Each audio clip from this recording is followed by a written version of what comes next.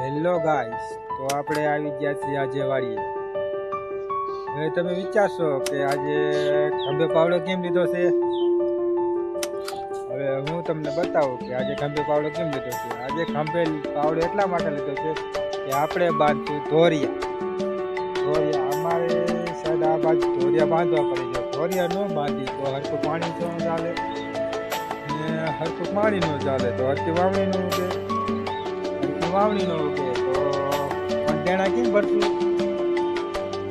દેણા તો ભરવા પડે ને, કારણ કે ખેડૂતો વ્યાજો પૈસા લાવીને પણ ખેતી કરે. ખેતી તો કરવી પડે, ઘરની છે એટલે.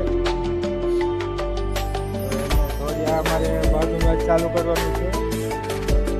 કાલ ઘઉં અને રહી બાંધી દીધી. તો તમને બતાવો કે ધોરિયા કઈ જાય બાંધવામાં આવે છે. અહીંયા પાવડો હવે આપણે અહીંથી ચાલુ કરીશું ધોરિયા બાંધવા.